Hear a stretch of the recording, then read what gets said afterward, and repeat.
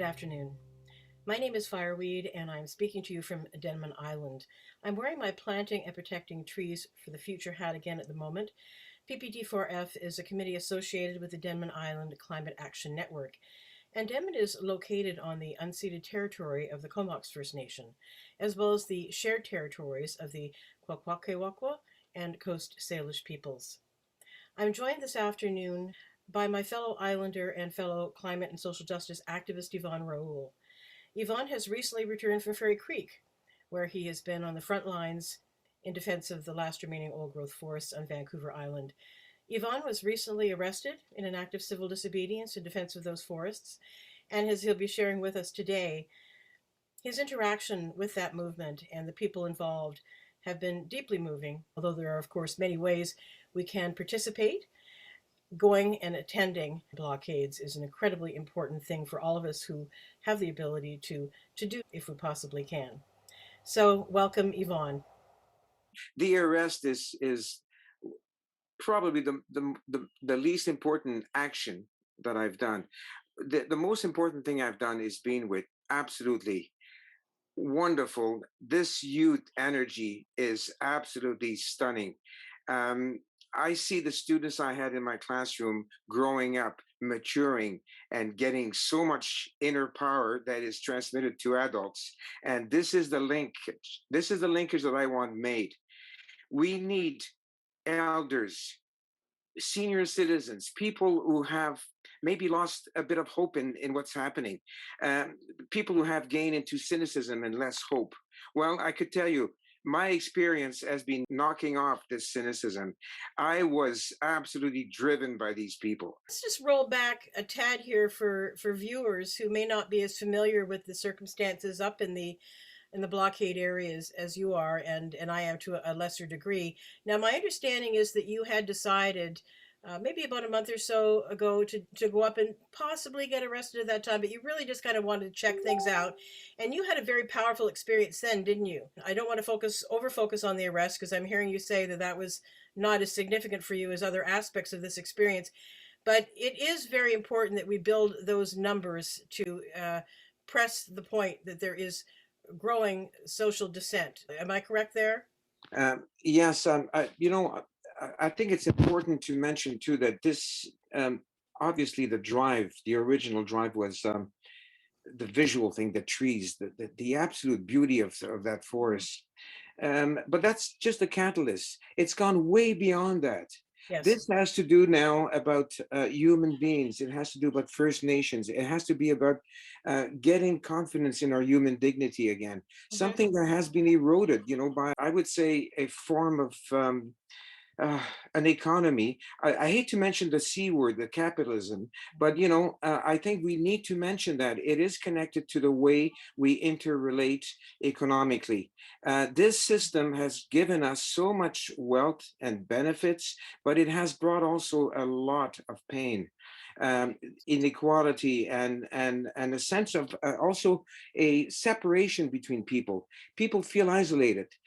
HQ, Fairy Creek, is completely different. It's people coming together, needing each other. Fairy Creek is more than just a gathering of activists defending trees or defending nature. Originally, that was the catalyst. Obviously, you need something to generate the passion in people. But I found out that Fairy Creek is way more than passion now. It is passion with rationality and thinking and cooperation. People are working to be together in such an harmony, listening to one another, which is something rare in our society. We're ready to talk and have people listen to what we have to say, but we're not ready to listen to what other people are saying. And this, to me, Fairy Creek brought this. The reason why Fairy Creek brings this, it's because it is a place where we are learning by necessity to need other people, to be with other people, and to cooperate and not wait for orders. Fairy Creek is not about hierarchy. It's all about a circle of people where every single element is absolutely important. Mm-hmm. And the person digging holes for the sanitation holds. That person is as important as the person washing dishes, or the person being arrested, or the person carrying tools at night to. This is a this is also a very emotional thing Yes. because my goodness. Um, this was a very important moment in my life at 73 years old. And I damn encourage elders and people of my age to wake up and to leave something behind to the next generation. We owe them that much. I'll I, recollect myself a bit, but I'm oh, sorry about that. oh, no apologies necessary. Thank you so much for being honest about your emotions. This is incredibly important, and I think you're demonstrating what you're talking about, Yvonne. It's raw honesty, and being truly connected to what is happening, and that emotion is something that does not deserve to be suppressed in any way. I need to add to that as a man, it's, Mhm. men, we've been, I was going to use the word fucked up, but it's not, it's just too harsh. We are men, and I'm proud to be a man, but crying is not easy for a man, for a man of my age. But I must say, my emotions went raw at that place. Yes, yes, I hear you. Can you share a little bit about your own background? Are you a retired school teacher? Am I correct there? Yes, yes, I retired from teaching 12 years ago. So you've been Um, involved with students and young people oh, throughout your professional career. absolutely, yes, yes. I mean, teaching is such an amazing experience. Mm-hmm. You're in touch with reality on a daily basis, human reality, not just the kids. You're talking about the parents, the families. We're talking also about colleagues and the administration. It's a whole world out there, which is really a reflection of the rest of the world. It's a microcosm of the world. The classroom is the world, and teaching those kids is absolutely essential for our survival. To get them to understand that life is more important than what they see on TV, or what they see, the Yes, illusions that they are taught on a regular basis. The teacher is a, it's a tool. Teaching is a tool to get the kids to reconnect with themselves, among themselves, and with us adults. I'm the adult in the classroom, and what I teach is absolutely important for them to better understand the world. And I'm the vision for them. I'm sort of the one who opens the door, but not the only one. There's a whole bunch of teachers doing that too. yes, And the way we teach is the way that they perceive life too, because we teach really who we are as human beings. yes. And if we teach the wrong thing, then we're giving them the wrong hope too. So your activism followed your teaching career, or were you involved in activism while you were still working as a Um, teacher? teaching is activism. You cannot disconnect teaching and learning from activism. And teaching is learning, by the way. A teacher is a learner first and foremost, and it's activism. And when I say activism, let's leave the ism out. It's being active, it's living, it's being humble, and it's passing on information with questions, not with answers. The answers are important, but hey, the answers do change through time. And these young kids will change their answers as they grow. But we're just there to put seeds in them, and seeds that sort of are going to sprout eventually, and make them live better for other people and for themselves. Because if they live well for themselves, they will live well for other people too. You've taken that experience of a lifetime working with youth and sharing what you've just stated with you to Fairy Creek. And obviously, you found yourself in another classroom, the kind of classroom that you dreamed of. Oh, this is the classroom that I really dreamt about, because the classroom that I taught in, I would say, in some ways, 50% of it was redundant, and may I say, potentially useless too. However, um, getting the kids outside of those boxes, the classroom and the school and the mentality, and getting them out in the street, in working situations, uh, getting them in the presence of adults. And this is all happening at Fairy Creek. All the teaching and the learning that human beings need to better survive, That is happening right now at Fairy Creek. It's absolutely stunning, the exchange that is happening over there. I was mesmerized by the whole thing Wow. the day I arrived. Fantastic. Can you share a little bit about the teachings of Indigenous peoples and their role there in the camp, and how you were impacted by that awareness of being on First Nations land, and being there in as an ally in that regard? There is constantly movement of First Nations elders at the camp. Yesterday we had Bill Jones was there. He did a presentation to all of us, and it was so um, so real, so peaceful, and Mm, right to the core. mm. There's also an elder, a women First Nation that comes in the camp, and she talks to the groups before leaving for the fall. She's like a mother. She talks to us in such a kind way, a warm and encouraging way. It's impressive. They don't use many words, but the words they use are coming directly to our mind and our heart. And this was, you could hear the silence in the group. Mhm, mhm. So there is also the chainsaw lady. It's kind of a weird given name, chainsaw lady, because at the camp we all adopt uh, a nature or any Yes. word that we need. And chainsaw lady was in a wheelchair. She made her way to the wheelchair. She's a First Nation, and she was talking. Obviously, those gatherings that we have in the middle of the night are absolutely stunning because it's these are special moments where um, we're in the dark, mosquitoes are biting us, Mm. and we are listening to one another. And the chainsaw lady was one spectacular woman, giving us so much information that we've missed in school, that all of us have missed, that is now brought back in school gradually. But we've got a long way to go. And she was arrested.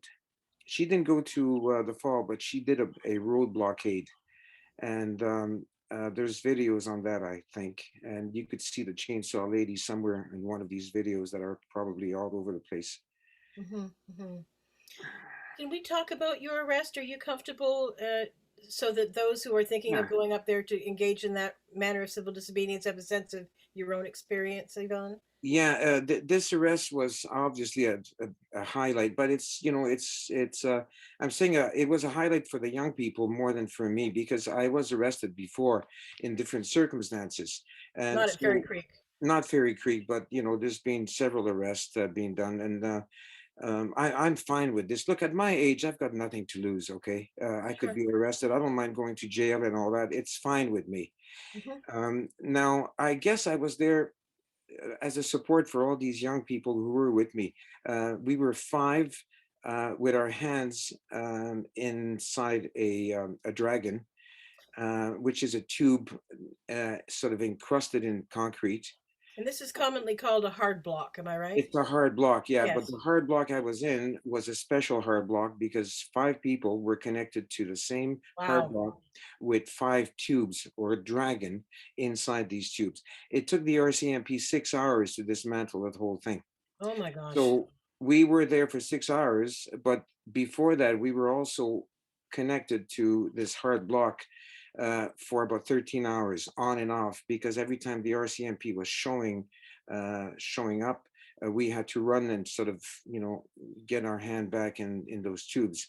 So and in the meantime, we had plenty of time to share thoughts, feelings, and sharing these thoughts with these young people was, oh my goodness, this is an experience that I wish to anyone of my age. Mm.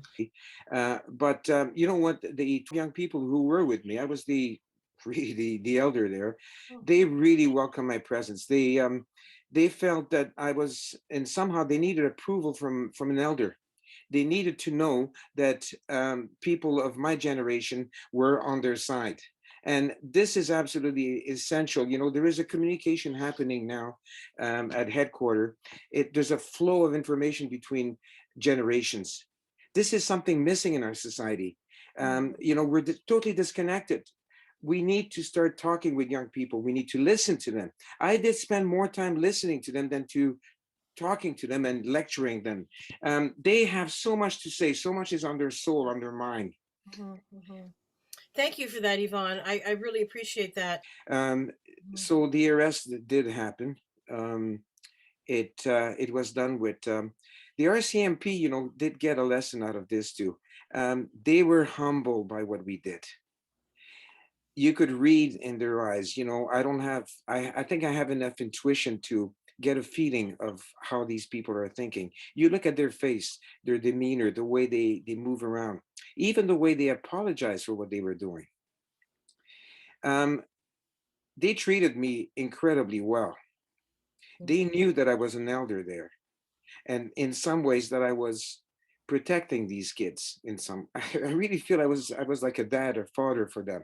We were um, not harassed, although I must say the jackhammer pounding at the concrete and the metal cutting tools that they had, it was pretty horrible. I had a hard time with that because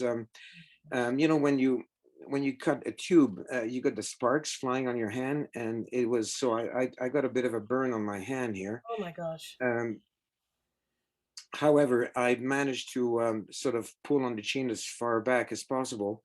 But there's the heat and the fumes to the burning of metal. So that was all getting in my face. Now the RCMP did protect us with helmets and earmuffs and also a fire blanket that was Oh wow. placed that was placed up on top of us. However, the fire blanket also kept all the nasty smoke coming out of the tube while they were cutting the tube. So that wasn't pleasant. At one point I had to push the blanket away from me and breathe for air. And uh, just about 2 hours later, I had to give up because I just couldn't take it. So I released myself, but it was near the end anyway. Yes. Um, the RCMP handled me with respect. They said at one point they were saying, "Look, you could release yourself. You could walk away. The process will follow its normal routine. You'll be arrested, and we will help you out of the hole too, because we were 2 feet down into a ditch." Um, I didn't want to do that. I wanted to stay in solidarity with these young people. I stayed right to the end as long as I could. Wow. Yeah. Oh. And we were sort of put in a paddy wagon. We weren't handcuffed. We were sent to the triage section about half an hour away. And May I ask um, where that was, Yvonne? Where was the triage? well, it's down, the fall. It's where the logging road hits the main road, the road going to uh, Port Renfrew? Port Renfrew. Well, so what area were you arrested in? What blockade Up site? in up in the fall, which is up the logging road. It takes about I would say a good 3/4 of an hour to reach the main road going But is this to. the Fairy Creek watershed or the Caicos or somewhere there? Oh, it's in the Fairy Creek. It's in the Fairy Creek watershed, of course. Yes, it's on the edge of it. This is why we had to travel by pickup trucks up the logging road the day when we left at around 5 o'clock. We traveled for about an hour and a half on the back of pickup trucks or cars. Well, actually, they weren't cars. They had to be vehicles with four-wheel drive. And then we had to walk for a good 2 hours in the dark to reach the waterfall. After ferry camp, after river camp, it's a good hour of driving on pretty nasty road until the pickup trucks can't go any further because the roads are so bad. So we have to unload and start walking on the logging road and through the forest. Fortunately, they have installed ropes there so that we could rappel slowly. Gosh. So this is in the dark. Totally in the dark, Oh my completely, God. yes. But when you go there with cooperation and patience, anyone could go there. Really, I did it. I'm fit, mind you, at 73. I'm lucky. Yes. See, Yvonne. Um, So, Yvonne, may I ask, was the site then prepped for, or were you there sort of starting fresh? Was the hole dug in advance of your arrival so that people were ready to go into action. I don't want you to reveal anything you shouldn't here, but No, I'm no, just, we were, yeah, well, that's right. We have to be sort of careful here, but yes. look, the RCMP knows exactly what we're doing and they know Okay. the procedures. So there's Okay. nothing much to hide at this point, really. Sure. No, I'll tell you, there's work going on all the time and hard work for the ones who choose to do that. I mean, I tried, I cooperated in getting in lifting logs and rolling rocks, 5 or 6 people on boulders. It's amazing how much we could do, when we hold together and coordinate our strength. But Yes. it was a bit hard on my hands because I got arthritis in my Oh hands, dear. so I had to quit. I had to quit that part. But I went to a station where they were building a hardcore cement block, Yes. and something quite dramatic happened there. I don't know if I should sort of elaborate on that one, but that was probably the most important moment in my whole trip. The ERS wasn't, but that specific moment where I walked up the logging road and went into a tent, and there's a sort of um, a privacy factor that comes into play here. The RCMP is not supposed to go into people's tent, but they were building a block here of concrete with with the tubes, and they were pouring concrete. Can you imagine at 3 o'clock in the morning? I sort of walked up. I felt a bit useless there, so I decided to get in that tent and just see what was happening. And these kids were, I'm saying kids, but they were adults really, Yes. making cement and pouring cement in this concrete block with tubes. The RCMP arrived just a few minutes later, and two of them, and they started scooping off, scooping out the concrete with their hands, and more or less destroying the work done by these people that took hours. I'm talking about digging into rocks that are piled up on one another, and they build that block. So I arrived on that site, and I was absolutely distraught by what was happening. I could not imagine that this elder RCMP in his 50s um, decided to simply destroy the work of these kids. I couldn't take it. I literally went and scooped back in the hole the concrete that they were pulling out. I was pushing it in. So at that point, I was put at the officer there basically said, "You are now charged under criminal arrest." My reaction was, "Bring it on," because what I'm doing is respecting the work that these people are doing. After all, you have to honor what these people are fighting for. And he pulled this little pad and he asked for my name and ID card and date of birth, the routine, and I basically refused to give it to him. The other cop, or officer, should I say, went to grab my arm, and these kids somehow yanked me by my jacket, and I fell in the hole. And the kid said, "Go limb, go limb. They're not going to pull you out of there because, first of all, there are only two." And somehow I felt protected.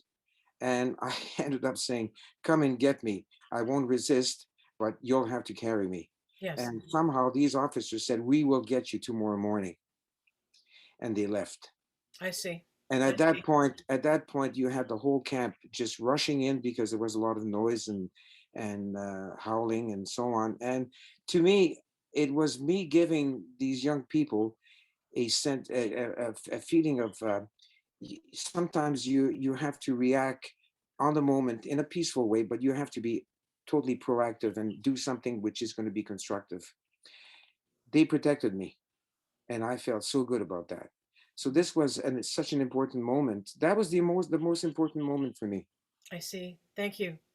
That is incredibly powerful. You can't talk about something that you know in an abstract way. You need to have lived through it in order to communicate the spirit of it. So here's the next thing for me. I'm back home. I'm back in a safe place. Denman is such a beautiful place, and my wife and I, we and our kids just love it here. And this is my community.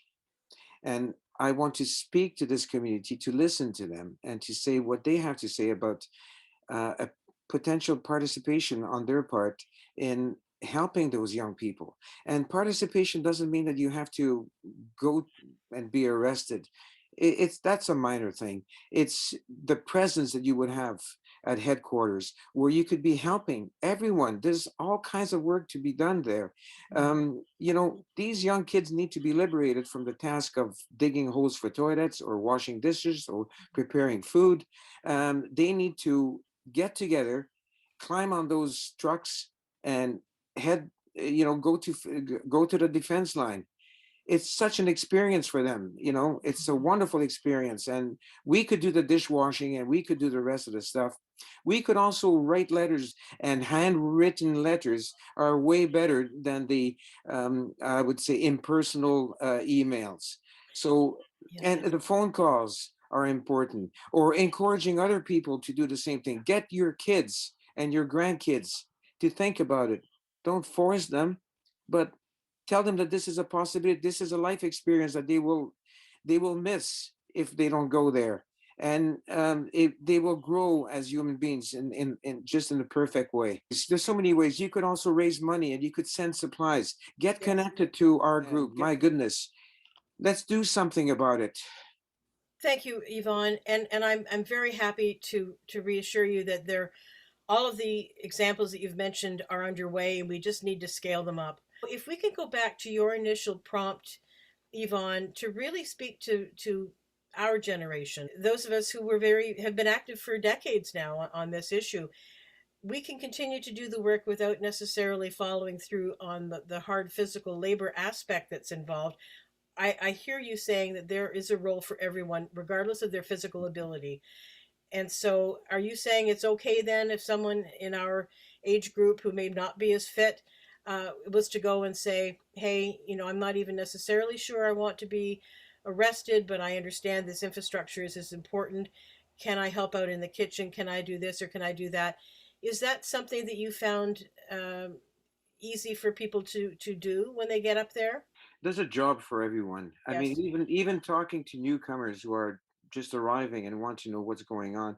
Um, you know, there were a lot of francophones coming in from Quebec, and I had the joy of speaking my own mother tongue with them and lovely. telling and being somehow a little voice for BC and for activists here, and explaining to them what's this place like. And that really, that was the greatest welcome for them.